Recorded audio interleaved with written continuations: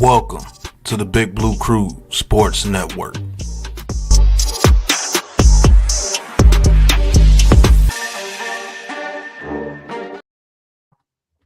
Yo, what's good, everybody? Welcome back to another edition of Giants Conversations, where we talk about one of the worst teams in NFL history, the New York Football Giants. And we do so with our most objective opinion as we possibly can be, man. So, welcome to the Dungeon of Losers, known as the New York Giants. And we're going to get it in. We're going to talk about this game that they're playing against a team that is fighting for a playoff spot in the Indianapolis Colts. Now, all kind of things going on with the New York Giants. We hear the rumors. We hear the speculation about the coach, the GM. We hear the speculation about possibly taking a new franchise quarterback. But one thing is for sure, and one thing's for certain. This is a bad football team, man. And to be honest, on the field, they aren't giving you a whole lot. So me and my brother Big Pat are going to do our best to try to give you something here to look for on the field today. But it ain't much, folks. It really ain't much, man. But that being said, Pat, what is your expectations for the New York Giants in this football game today? Last home game of the season. Haven't had a win at home yet.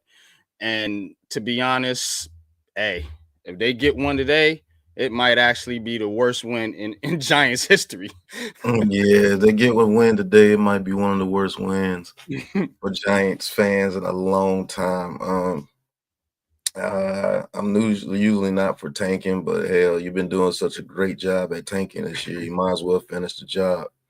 I expect the Giants to, come out and play hard the first half, and Jonathan Taylor and Joe Flacco find a way to get a victory here in the second half. I do believe the Giants will give us a very, very good scare today, maybe like a 20s of 14 type game or 14-13 type game. I'm just looking for the Giants to give us a scare today. I'm looking for Malik Neighbors to go ahead and get 1,000 yards today. I think he's very close. I think he's like 60 or 70 yards away. I can check.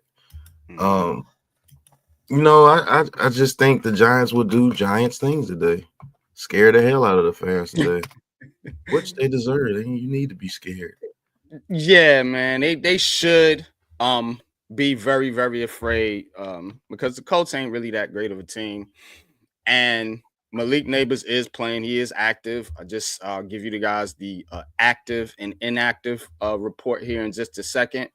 But to be honest, I see it kind of how you do, but I just think the Colts are just going to put their foot on the gas in the second half, run the football down the Giants' throats. Their defense is going to cave in like they've been doing all year because they can't help it when you just out there all the time because your offense ain't moving the ball. So I think that's what's going to happen. They fight well in the second half, and then they tire out and get their butts whooped. You know what I'm saying? And I think that's how it's going to go down.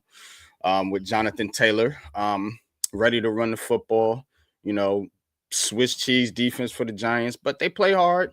But again, these are the New York Giants, the modern day era version, which past 10 years have been perennial losers. So that's a fact. What can you say?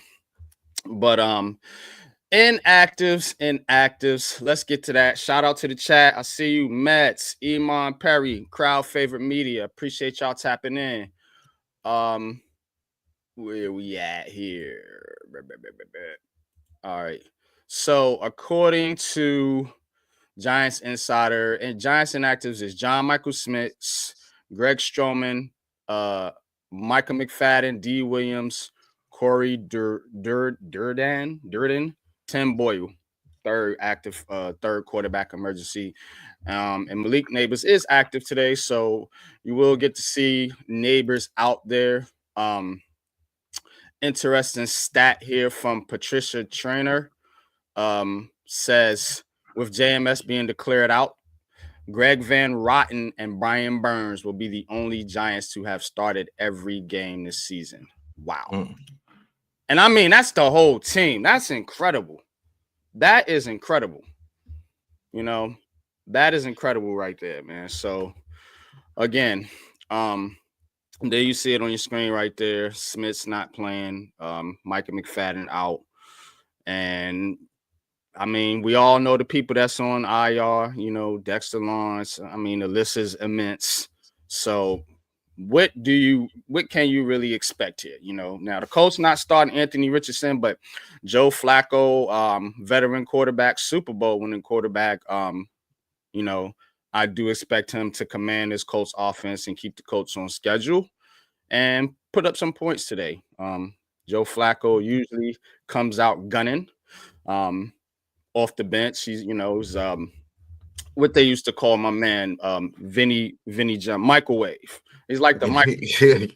Yeah, just come off the bench, give you some points, go on back to the bench and turn it back over to the regular people, regular schedule program. That's Joe Flacco. So with the Colts being heavily into the playoff race, I do expect them to put their best foot forward today. And again, you see the stats there from Joe Flacco. Joe Flacco, I mean, he got flack, later in his career with the Ravens, but the guy actually ain't a bad quarterback. I mean, he's actually, put up some numbers in his career, So kind of reminds me, Pat, of what's my man with the beard? Fitzpatrick. Kind of remind me of he bounce around from every team, but then he get in there, finally get in there, get hot. You know what I'm saying? Like the microwave, heat up real quick, and then cool off, go on back to the bench. Man. You know what I'm saying? That's kind of what I see from Joe Flacco today, man. So I do expect them to put up numbers here today. Of course, you got Michael Pittman Jr., Jonathan Taylor, two outstanding weapons there for the Colts. So now with the Giants, I'm guessing Drew Lock starting. And they go back and forth. Can't even half keep up with it, but I'm guessing Drew Lock's out there with him, Neighbors, and whoever else you have, whether it be Slayton, if they decide to play him, or decide to give Hyatt some snaps. How do you see those guys going up against this Colts defense, Pat? I want to ask you that real quick. Going up against Malik Neighbors and then going against the Colts defense. As you can see here, I think I got it on the screen. Malik Neighbors, he has 97 catches, 969 yards, and 4 touchdowns. I'm expecting him to have over 100 catches and over 1,000 yards after this game. I'm giving him about 6 catches and maybe between 58 and 70 yards today. I see the Giants offense doing the same exact thing. Getting a couple of good runs with Singletary and Tyrone Tracy, finding Malik Neighbors about 5 times throughout the whole game. And, a couple of turnovers by Drew Lock. Drew Lock will throw interceptions when he's not in a situation where the scheme is conducive to him. I don't think this scheme that Brian Daboll is running this year is conducive to really any quarterback because it's super predictable. We're always trying to go to Wan'Dale Robinson, back shoulder or something on third downs. Like he can't do that. He's 5'7". Right. You got to use him in a quick passing game as well. Hey, coach. What's going on, Coach? Hope all is well with you as well. Big money. Good with you, Coach? Hey, Coach on the computer, so that must be everything's going well with the recovery. Yeah, man. Blessing to see you, Coach. Hope to hear from you soon, brother. Hope to hear from you soon, man. But yeah, this Giants offense, man. I'm just happy to see Malik Neighbors got 1,000 yards out of all the turmoil and everything. He's played with 4 quarterbacks: Daniel Jones, DeVito, Locke, and what's the other dude? Tim Boyle. Played with 4 his quarterbacks name, this year. man. I'm sorry. His name is terrible to me. It's Tim Boyle, bro. Like Yeah. If you can I'm still get sorry. 1,000 yards with all that going on, man, I think we got a hit with this receiver, and we just look towards the future. Unfortunately, I do not want the Giants to win today. If they do win, that puts us out of the quarterback sweepstakes.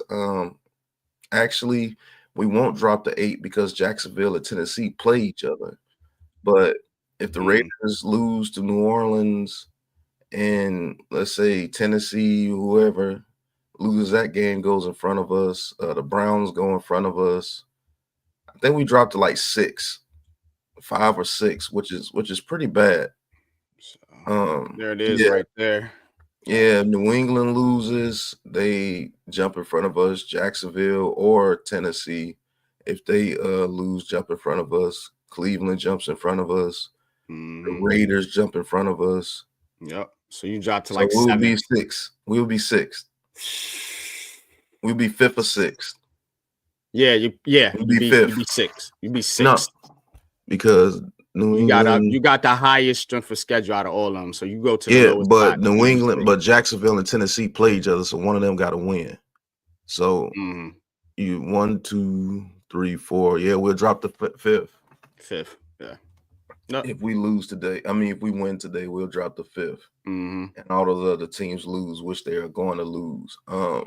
So it's hard, rooting for the team this way. Yeah. Shouldn't have to be this way, but it is what it is. If we lose this week, pretty much seal up the number 1 pick. I think the Eagles are going to trounce us Yeah. week 16. Well, all depends. Who wins this Vikings game today? The Vikings versus Well, you want the Eagles to lose. I mean, you want Washington to win and Philly to lose today. So Philly has something to fight for week 18. That's what needs to happen. And it could. Jalen Hurts is out. Who the Philly got today? the Cowboys. The So Cowboys. So the yeah, Cowboys if are playing tough. Washington wins and Philly loses, yes, they have something to play Mm, for next week. mm, That's for sure because they lose out and Washington wins out. yeah. As They get the division. split the season series, see, when Washington beat them last game. So Hmm. mm-hmm. And I don't know. And I don't think the Eagles have clinched yet. So I think Washington still has a chance. So Yeah. we'll Mm-hmm. see. They'll definitely have something to play for. If the Vikings or the Lions lose, Mm-hmm. but that ain't happening, you know. I think the Lions play the 49ers. So if the Vikings and the Lions lose, which would be a miracle, they definitely will have something to play for next week. So we got to see. Mm-hmm. We got to see, man. But if we win one game, that means we will be 5th, and then be New England 1, Jacksonville, Tennessee 2, Cleveland 3. So yeah, you got this the schedule right here for today. So um yeah, you want Washington to beat the Falcons and Cowboys to beat Philly, you know. Yep. And we need all them teams to possibly win. You know what I mean? Teams like New England already lost, but we want Carolina, the Raiders, Saints. Well, they kind of all play each other. Raiders and Saints, and then Jacksonville and Tennessee. Man, that's all them in the top 5, top 6 or whatever. So Raiders and Tennessee, and yeah. So I don't know, man. Giants uh definitely need to lose today. But now let's move it forward here a little bit and talk about the rumors of the Giants possibly keeping Joe Shane and moving on from Brian Daboll. Those are the rumors that I've been hearing. A lot of people been hearing this, but it's people definitely want both of them to be fired. If you talk to most fans, they want Shane and Daboll gone, a weird portion of this fan base wants Daboll to stay and Shane gone, which is goofy, but neither should stay. I think they both should be gone. But John Mara, being John Mara, wants to try to save face because I think he promised these guys something. I really think he did, and I think he's trying not to go back on his word, but it's too much pressure right now from not only the fan base, but probably the other side of the ownership, which is litigious. So, yeah.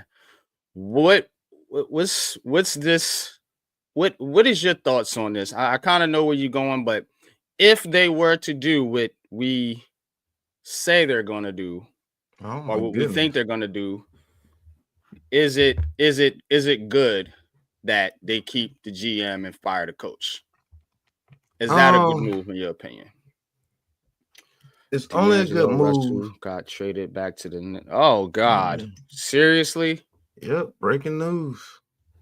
Mm-hmm. Yep, Oh my breaking God. news.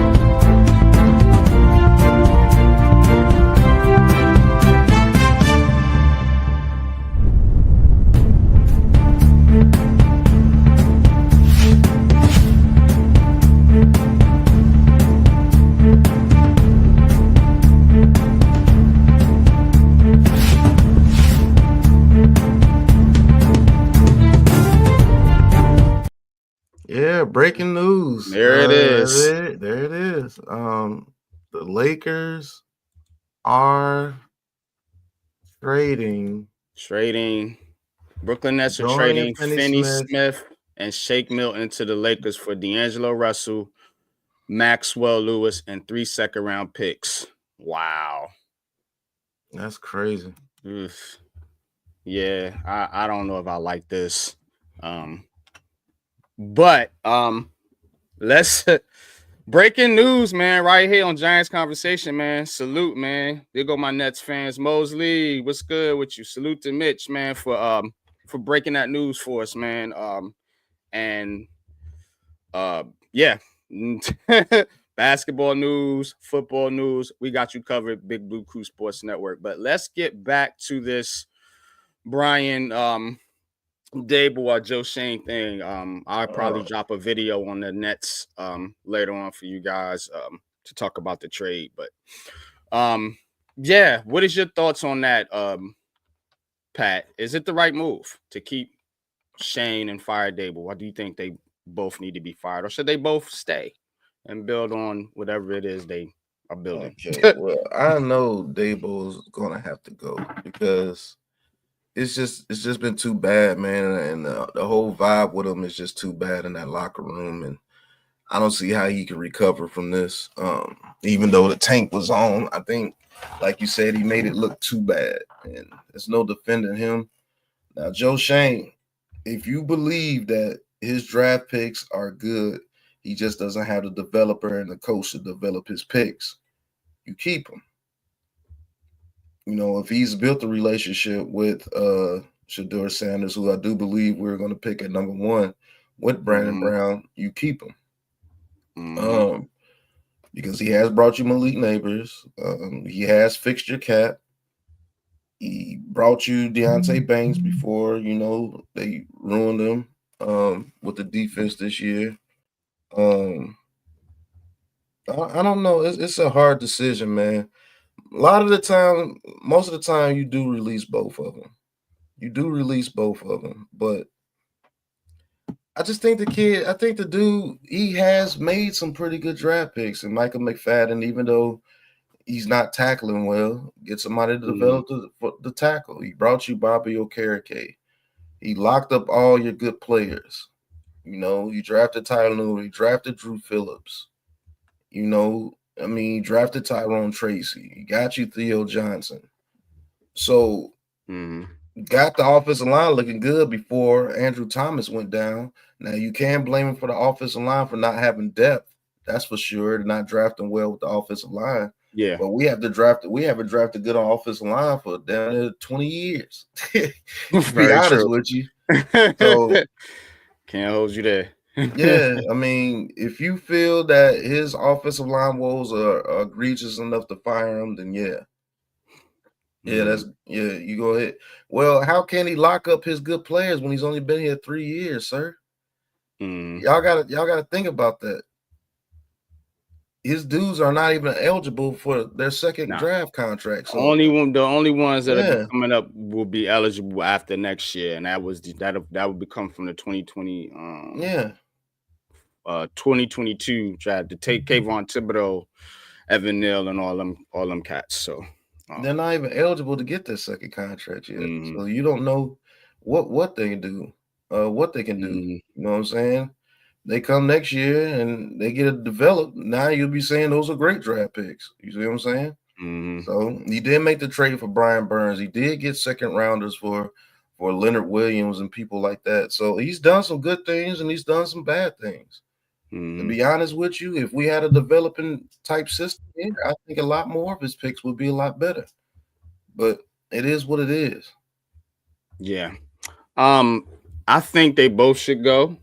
Um, and to be honest, it's it's the reason why the Jets messed up last time when they kept whatever that general manager was and let him hire was it Joe Douglas and let him hire Solid. So it's kind of like if you do that and you really not sold on Shane building your team, and then you go into next year and something happens, it's kind of like, okay, now you're gonna fire the GM and bring a GM and force a head coach on your new general manager. So it's kind of like I've always been the I've always said bring them all in together. Your coach, your GM, your quarterback. You know, because what happened last time, you brought the coach and GM in here, and then you kind of forced the quarterback that they didn't want, which I was telling everybody, onto Daboll and Shane. So now, backtracking now, you got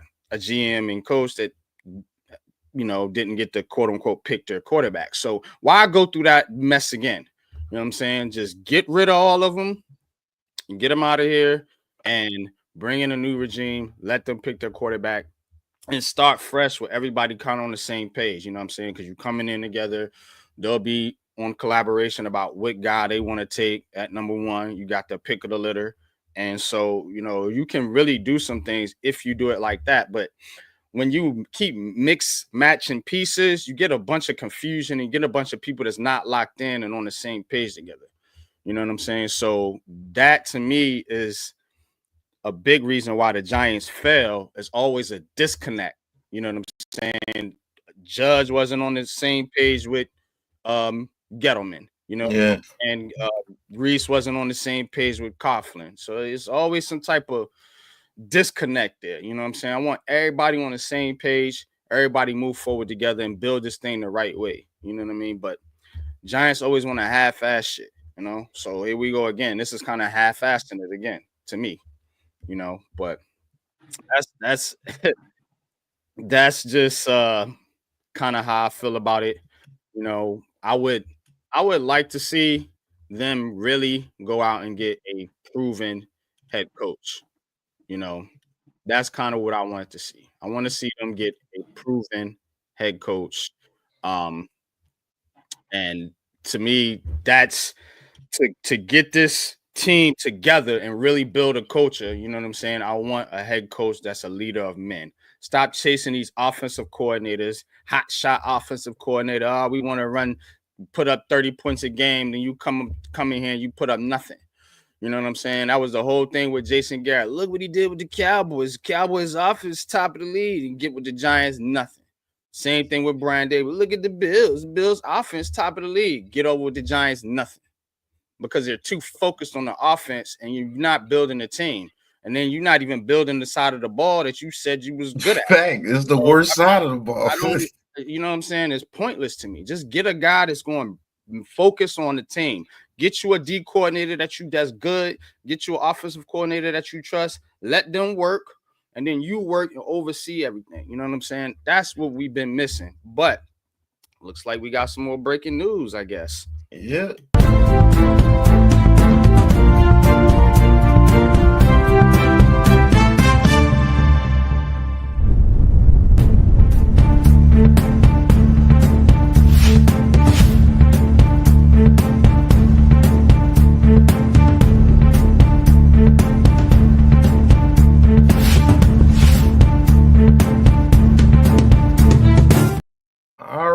more breaking news. Hey, this right here is kind of crazy. Looks like Garrett Wilson came out to say he may request a trade if Aaron Rodgers stays the Jets QB in 2025. So it looks like Mr. All-World quarterback, Mr. Everything quarterback, we're going to the Super Bowl. Mr. Aaron Rodgers is rubbing people the wrong way over there in the New York Jets building. And Garrett Wilson is your top star. And guess what? You traded for Devontae Adams to take targets away from Wilson because you want to control everything over there with Come the New across the York hall. Jets. Come Yep, across right the hall. across the hall. I take him, right? Him and Malik. Yes, And, sir. and let's say let's just put this out there in the atmosphere. We use our first round pick on Shedeur Sanders. In the chat, would you consider trading your second round pick, which is going to be a top pick, so you might be able to get, Wilson and maybe like a fourth or fifth back? Would you trade that second round pick for Wilson and pair him with Malik Neighbors and Shedeur Sanders and Tyrone Tracy? And if you guys remember back in the day when we were starting this, I was saying draft Wilson in that Thibodeau draft, I do believe. Or what draft was I think that was the Thibodeau draft. Yep. I was saying, look, get Garrett Wilson. Now, he's a first round pick, so you can get an option on him too. Yeah, so you get the fifth round option. You have 2 years to work to see what you have in him. Yeah, I do believe we let him come across the hall. Because him and Malik Neighbors on the field, you have two receivers that know what they're doing. They know how to run routes. They know how to settle down in zones. Get you a bigger slot receiver to pair with them, not Wan'Dale Robinson. Get you somebody. Hell, Yeah, I would like that dude from BYU that yesterday that got hurt, Roberts. Yeah, get somebody like the Roberts. Get somebody like the guy from San Jose State. Get Beck from TCU, somewhere like that in the draft. Hell, you could get a lot of things done if you get that possession receiver to put with these two guys. That possession receiver that could go line up to the outside while Wilson could go on the slot, or Neighbors can go on the slot, or having Neighbors and Wilson on the outside when their slot corner is like 5'7" or 5'8", and you got a big 6'5" tall receiver that could play in the slot. That kid, Jaden Higgins from Iowa State, would love to pair him with these two guys. I mean, it's a whole lot of things that I think of as far as, draft and with the Giants going on. I think about a lot of things. I think about a lot of scenarios, and this was just interesting to me. So that was your breaking news. That was just reported that Wilson may request a trade if Aaron Rodgers is back. That's crazy. That is crazy that he wants out if Rodgers comes back. Like, most of the time, it's like, it would be the other way around. You got a Hall of Fame quarterback on your roster. You would be like, hey, maybe I want to move on if Rodgers goes. You know what I'm saying? But he's saying, nah, get him out of here. Facts. Get him out of here, bro. I love it. All right. That was your breaking news segment. Let's get back to Giants conversations.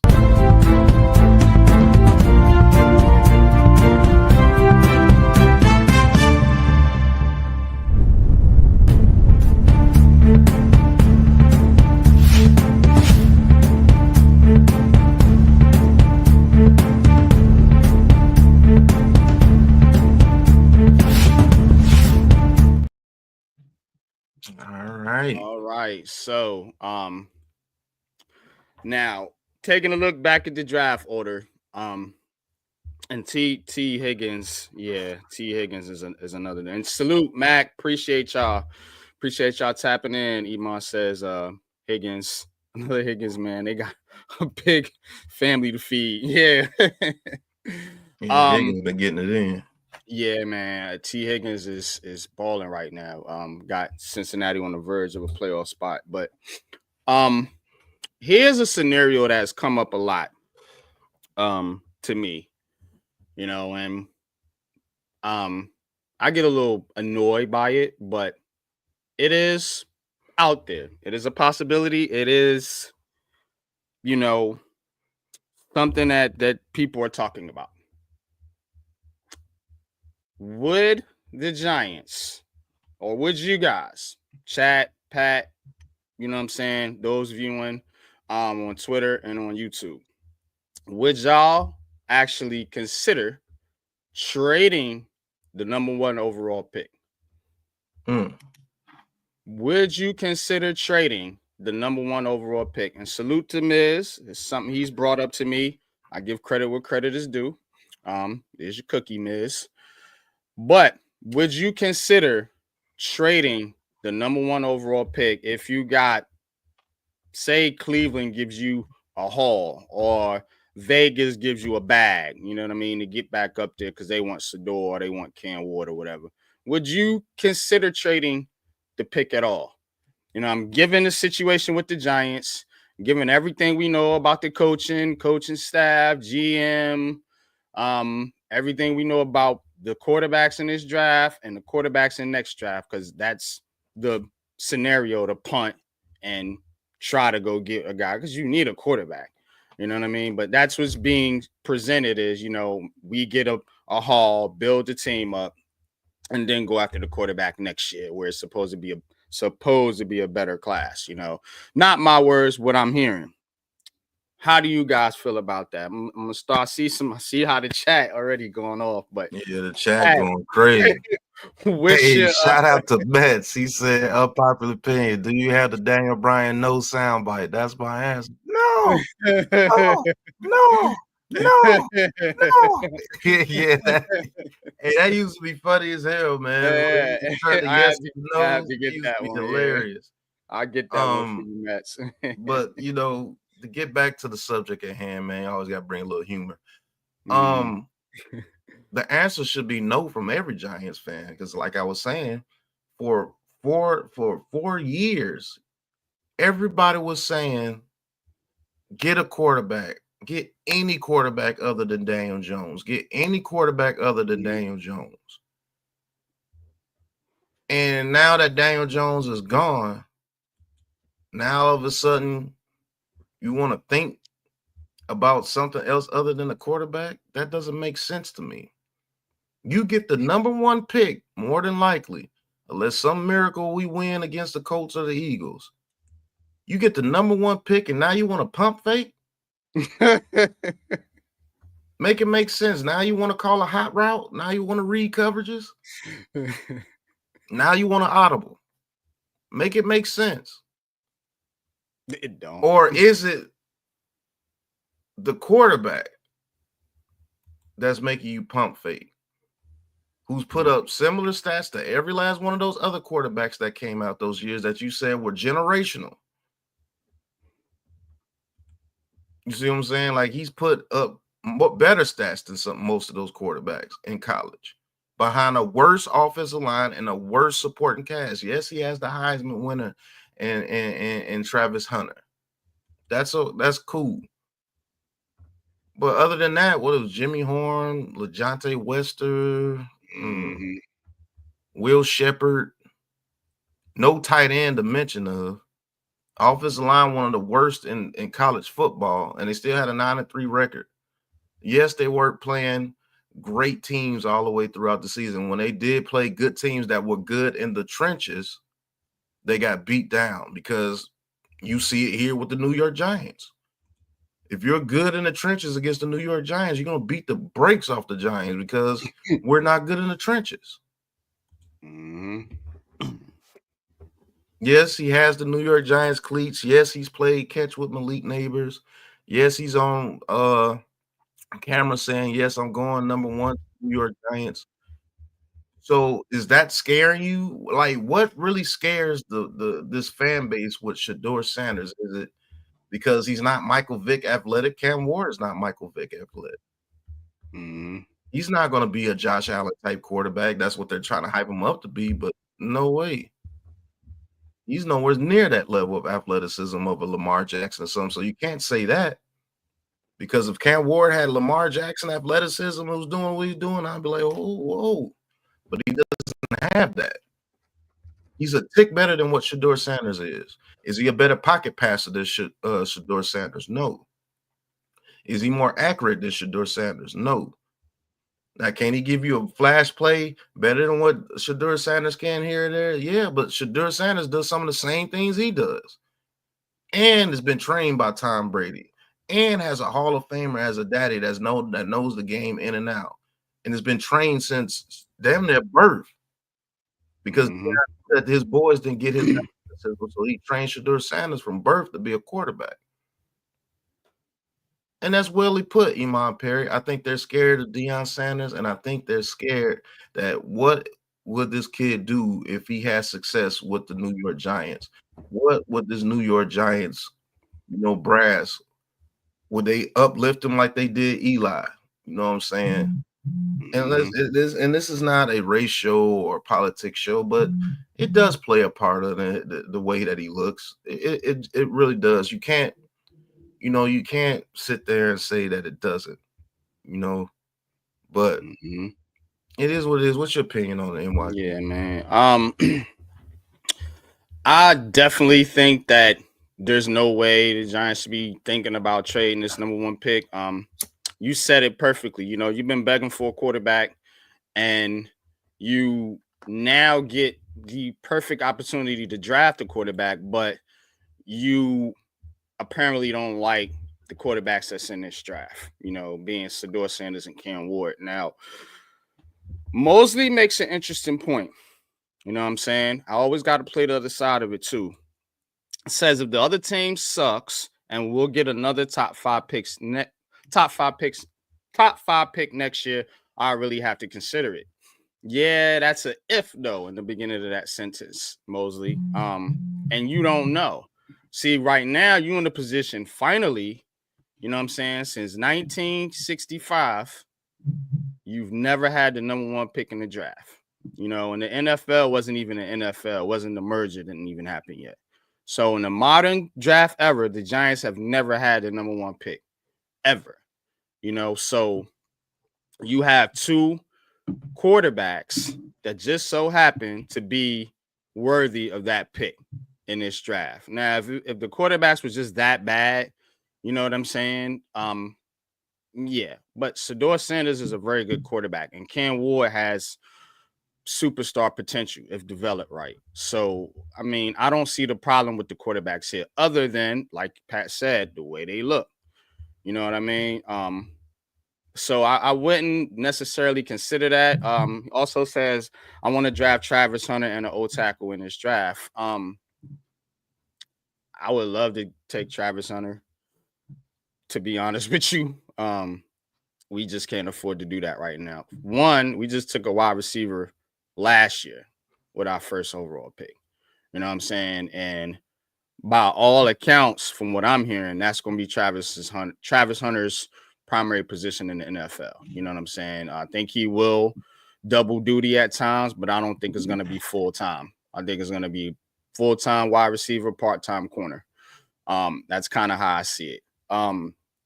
And as far as the old tackle is, I just think we need depth and somebody to develop, because I'm perfectly fine going into 2025 with Jermaine and Luminor and a healthy Andrew Thomas starting as my two tackles.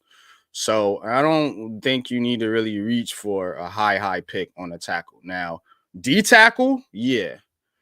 O guard, yeah. Take one of those somewhere in the first couple of rounds. But I don't like the wide receiver and offensive tackle. Like we went there before. You know what I mean? That's why they had to bring in veterans, because they can't draft apparently at those positions.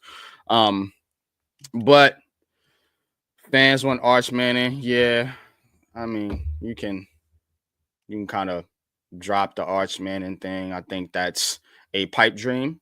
Um, and to be honest, I got something on the Arch Manning thing, but I ain't gonna spill the beans right now. But Oh man, let's not it's already assume been written. he's going to. Yeah, let's not assume that the Giants is the preferred destination for the Manners. I'll just put that out there. You know what I mean? But G Nation, Lou, appreciate you tapping in. Sub to the network for sure. Says Mosey says, can't wait to see that young man wearing blue Sign franchise. Yeah, man. And that's the thing, y'all. I want fresh blood. You know what I'm saying? On this team at the quarterback position. You know what I mean? And I think you got to look at this too. Legacy. What did he say he wanted? Legacy. That's what Shedeur Sanders was saying. Man, legacy. You know what I'm saying? Legacy. You gonna get that here with the Giants. If you win with the Giants, you know what I'm saying? You are gonna get that legacy tag. You know what I mean? You're gonna get that legacy tag. Comes from a pedigree, a family, a football family, just like Eli came from, a football family. You know what I mean? All about the pedigree. You know what I'm saying? All about leaving a legacy, wanting to win, wanting to be a Giant. You have a quarterback that wants to play for you. That's a That fact. wants to play for you. That wants to play. So you don't get too many people that really, really want to play for the Giants anymore. We ain't like that. We used to be. It used to be like that, but we ain't like that no more. But you got a top quarterback that wants to, that is embracing coming to New York and being the New York Giants quarterback for being the New York Giants franchise quarterback. You know what I'm saying? So that's where I'm kind of looking at this. You know what I'm saying? You got a guy that wants to play. And remember, Justin Herbert went back to school. He didn't want to play for the Giants. Mm-hmm. You know what I'm saying? And You you got loved him. right, exactly. You loved know? him. So these are all factors that I'm looking at. You know what I mean? And what Shedeur Sanders doesn't have athleticism, he makes up with his processing. That all the biggest gripe, Daniel Jones can't process. His processing is super slow. Can't read the field. Can't, you know what I'm saying? This is what y'all want. This is a guy who can process, can read the field, who throws with anticipation, who can make off-platforms, off-script throws. This is what y'all were complaining about you needed with Daniel Jones. But now you basically want a better version of Daniel Jones, somebody that can run. I don't understand you guys. Oh, my God. You want a quarterback or a running back? I don't understand. And guess what? And playing in Brian Daboll's system, you get a quarterback that wants to run all day. This is probably what's going to happen.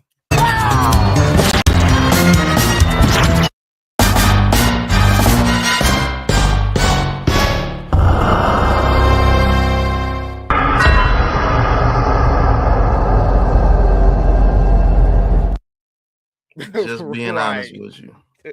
No bullshit, though. But what I want you guys to do is do this soundbite right here. And then I want you to attack. I want you to visualize and then attack. I want you to visualize and attack. Let's just say Brian Daboll is out of here and they bring over a coach that knows how to call some offensive plays. Or a head coach. What I really want is a head coach that's a leader of man, and he brings his offensive coordinator that knows how to call some plays. Shedeur Sanders, you put him in a system where he's protected and you allow him to distribute the ball like the point guard / quarterback that he is. You get him a Malik Neighbors. You get him a taller weapon and pair him maybe with, you maybe bring Slayton back. Or let's just say they go out there, they get a T. Higgins in free agency or trade for a monster in DK Metcalf or somebody like that to pair with Malik Wilson, Neighbors. Yeah, a bunch of or Garrett Wilson, who says if Aaron Rodgers comes back, he wants to be traded. And just because he said that Aaron Rodgers will come back because that's the type of person he is. Yeah.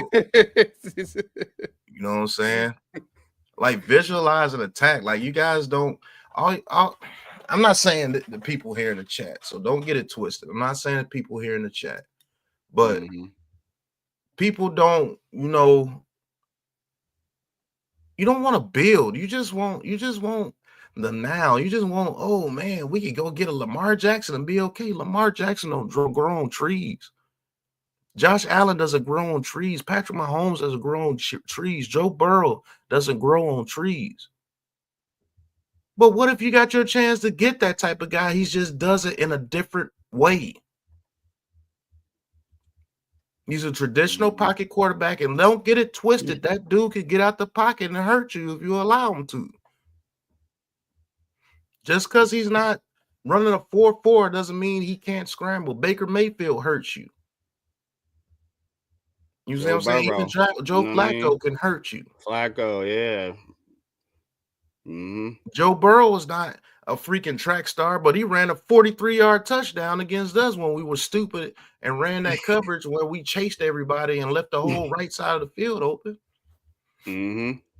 What you're looking for is movement in the pocket. You're looking at his feet. When he gets pressure coming to his outside, does he know how to dip his shoulder and step up in the pocket to create space, to create more time for guys like Malik Neighbors to get open? That's what you're looking for. You're not looking for a guy to just run. No. You're looking for a guy that knows how to maneuver in the pocket. Let's talk about protecting the kid. What's going on, boo? So let's hear a little bit from Todd McShay here on Shedeur Sanders. This is just a little minute 37 clip. These are some of the notes, okay? And pardon me from looking down, but I want to make sure I get it's right. Still agrees Cam Ward has the better tools than Shedeur, okay? But from the neck up, he said, I want to make sure we're clear on this. I think Cam's an okay processor. I think he's fine, and I think he'll continue to develop. But from the neck up, Shedeur is a high-level processor. I kept going on. He's like, he doesn't get mentally sped up. He kept saying it doesn't speed up. He goes, now sometimes that gets him in trouble because everything's kind of slow, and everything's slow for him because he processes things so quickly. He said, now sometimes he gets himself into trouble because he thinks there's more there, and he just has such great instincts that he thinks he can create a bigger play when it's okay to check down. We've talked about all those things. Right. He's like, if I'm being honest, Shedeur, kind of average overall tools. Again, stuff we've talked about. Average arm, but it's plenty good enough to be successful at the next level. Better athlete in terms of extending pocket presence than he is a runner. Too many chances with the ball at times, drifts in the pocket, but he kept going back. He's like, but the mental. He goes, my goodness, the mental, his instincts, his processing ability. He's like, that's his special sauce. That's what makes him the best quarterback in this class. So hammered that home. All right, there you go. So we're looking at a quarterback that is a high-level processor. You know what I'm saying? Something that we knocked Daniel Jones for. Me personally, was not being able to process quickly and getting the ball, letting it fly, Shedeur, that's his best attribute. You know what I'm saying? So to me, I like a quarterback that has the mental part of the game already down pat. That's why, like we've been saying, if you build the right system, he's going to shine. He's going to shine because he can process. You know what I'm saying? You can run complex schemes with him. You don't have to simplify the game. You know what I'm saying? And as he grows as a quarterback, you're going to start to see those cerebral traits that you see in like a Tom Brady, like a Eli Manning, some of the great quarterbacks. They ain't athletic. They ain't got the best arms, the best physical tools, but they process the game so well. That's how you get by. You know what I'm saying? If you got a quarterback that can't process, guess what? You got to run a simple ass scheme. That's a fact. See what I mean? So that's why I need my quarterback. I want my quarterback to be more into the mental part of the game. You know what I mean? That's what's important. These are traits that are hard to teach. So that was Todd McShay right there giving you a little scouting report. Of course, Big Blue Crew, we're going to hammer it down this draft offseason. I'm going to have profiles out there. Pat going to have profiles out there. The rest of the crew working, man. Shout out to everybody in the chat. Shout out to everybody on the Big Blue Crew Sports Network. Now, last thing, of course, let's give our predictions for this matchup here as we getting ready to head into 1 o'clock matchup, Giants and Colts. Chat, shout y'all's predictions out. Pat, I'm gonna go to you. What you thinking? How it's gonna go down? I think the Colts win 23-13. 23-13. I think they put up a 30 burger. I'm saying 30-13. Okay. Yeah. Well, I think the Giants defense, I think they get that. The problem with the Giants is that the defense is going to come out and play hard for about a half. And then once they see the offense ain't doing shit, they just going to say, you know what? Let them score. That's how it happens, yo. You know what I'm saying? So I was going to say this too. I was going to say this too. Giants fans want a QB that has athleticism and fast processing.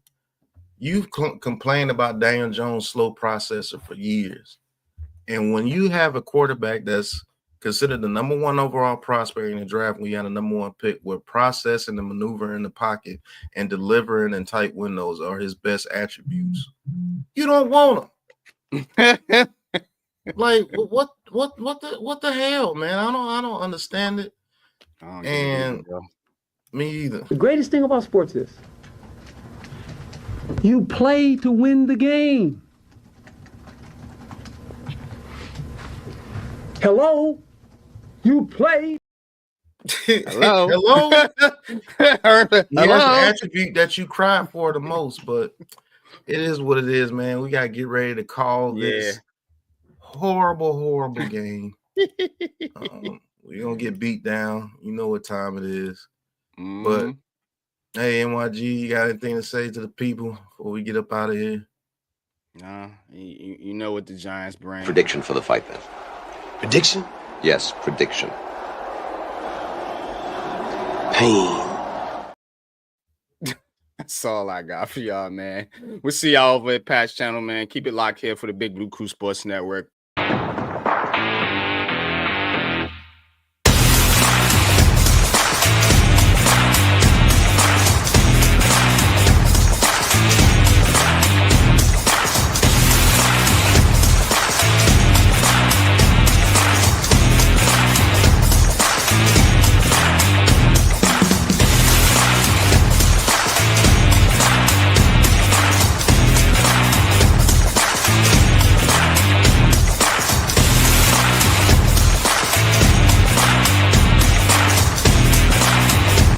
This has been a Big Blue Crew Sports Network production.